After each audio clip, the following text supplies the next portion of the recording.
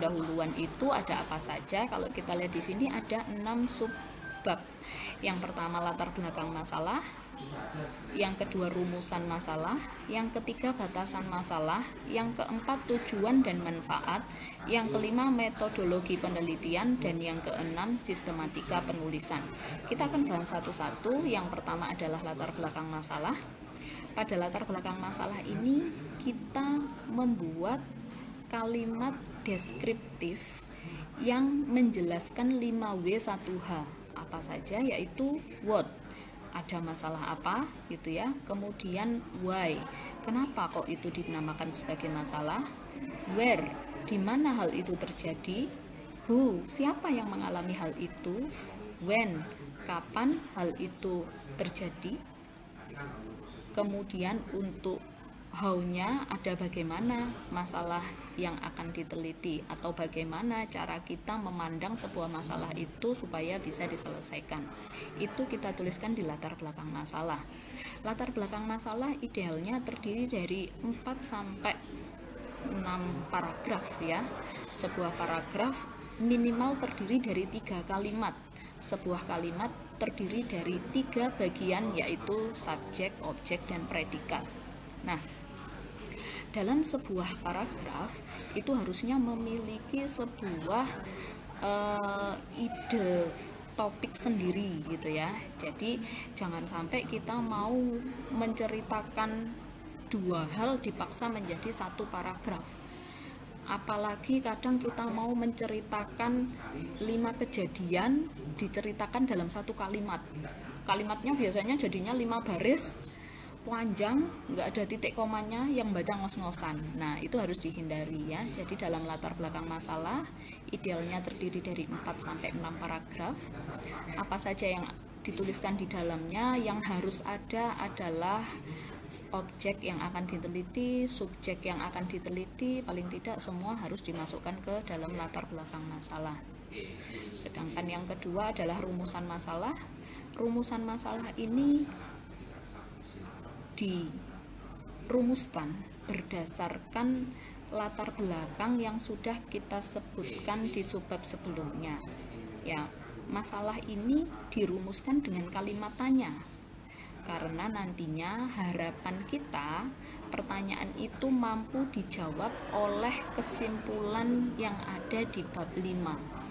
Nah, rumusan masalah ini menjadi tolak ukur atau inti dari penelitian kita. Jadi nanti pada waktu kita sudah menyelesaikan bab 3 sama bab 4, kemudian kita membuat kesimpulan di bab 5, nanti akan kelihatan apakah memang kesimpulannya itu sesuai dengan masalah yang ada di bab 1.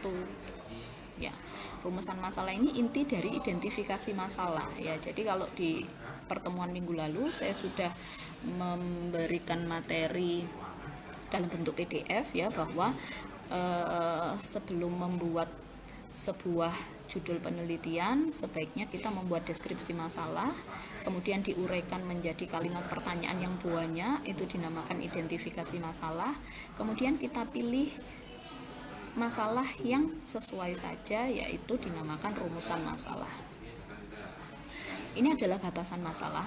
Ya, seringkali kita itu ragu pada waktu mau menulis, sebenarnya penelitian saya itu batasnya sampai mana gitu ya. Jadi kadang mau membahas ini, kan nggak sampai itu gitu ya, sudah kita batasi. Kadang membahas hal yang di luar dibatasi. Contoh misalnya saya membuat sebuah website yang digunakan untuk merekomendasikan barang apa sih yang cocok untuk dibeli oleh seorang customer.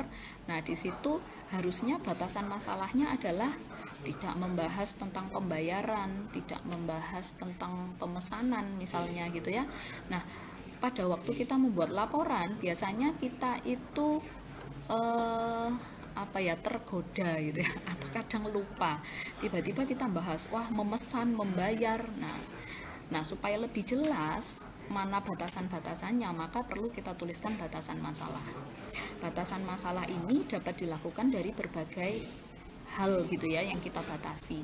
Bisa dari objek yang diteliti kita batasi, bisa dari data yang digunakan, bisa dari cakupan sistem yang diusulkan, bisa dari metode penyelesaian masalahnya, bisa dari alat perancangan atau mengimplementasikannya. Saya beri beberapa contoh.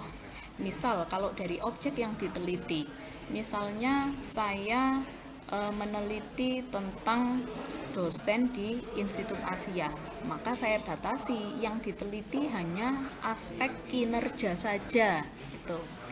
Kemudian contoh data yang digunakan, data kinerja dosen Institut Asia yang digunakan hanya dari tahun 2018 sampai 2019 saja. Nah, itu contoh dari sisi data. Contoh cakupan sistem yang diusulkan. Cakupan sistem yang diusulkan misal di sana dibatasi tidak membahas tentang penggajian dosen gitu ya, atau tidak membatasi tentang presensi kehadiran dosen. Contoh seperti itu. Kemudian contoh metode penyelesaian masalahnya bisa kita batasi juga. Misal saya menyelesaikan masalah ini menggunakan logika fuzzy, maka bisa saya batasi bahwa logika fuzzy yang digunakan adalah adalah fuzzy Tsukamoto, misal seperti itu.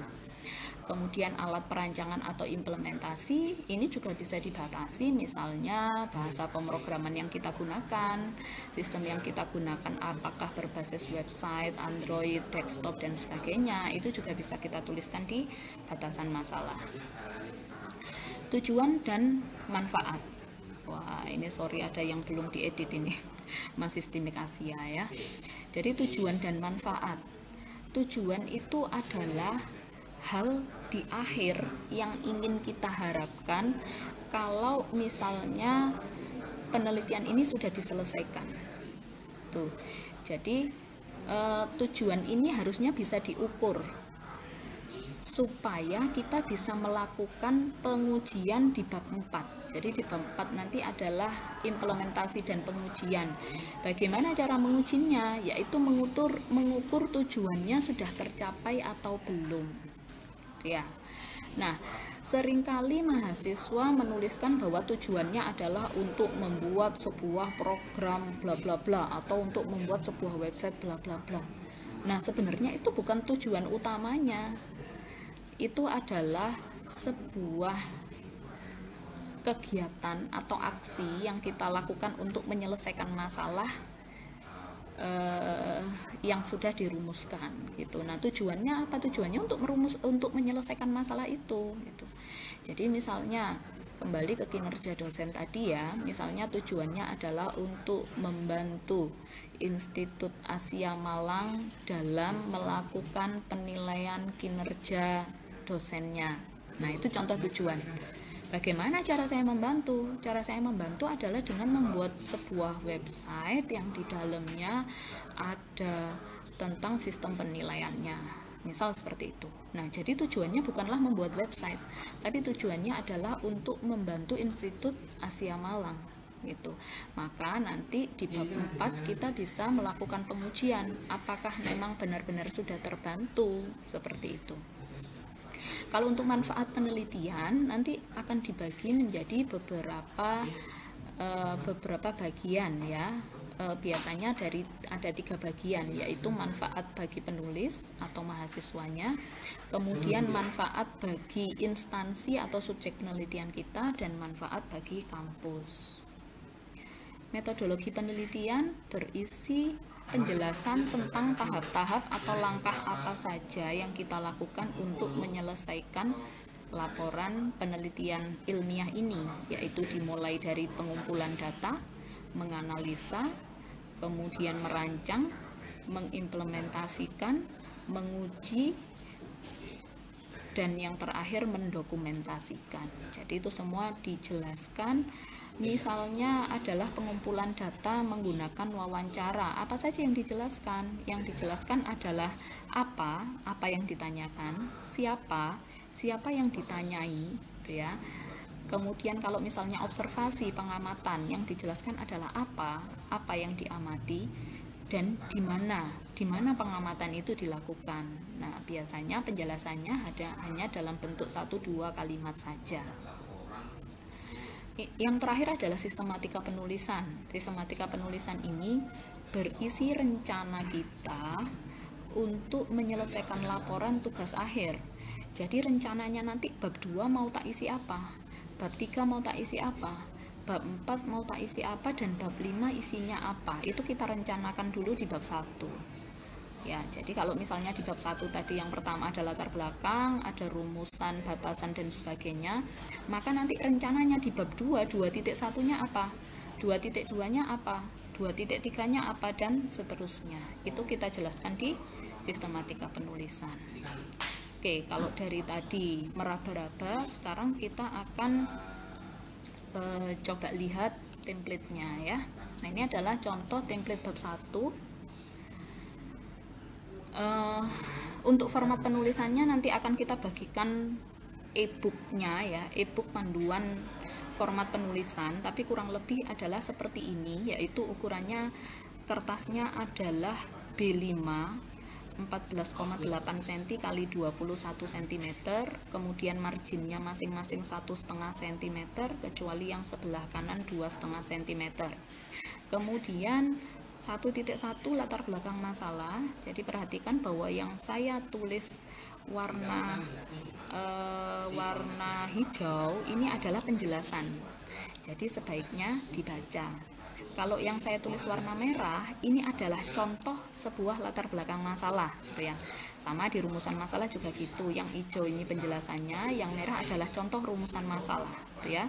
Jadi nanti kalian juga bisa belajar dari sini apa sih isi dari tujuan, gitu ya, apa sih isi dari manfaat penelitian, apa sih isi dari metodologi penelitian, dan sebagainya, semua bisa dilihat di sini. Nah, kalau yang warna hitam itu sudah bisa digunakan di laporan kalian, artinya tidak perlu diganti. Kalau yang warna hijau nantinya dihapus, kalau yang warna merah berarti harus kalian ganti sesuai laporan penelitian kalian sendiri-sendiri.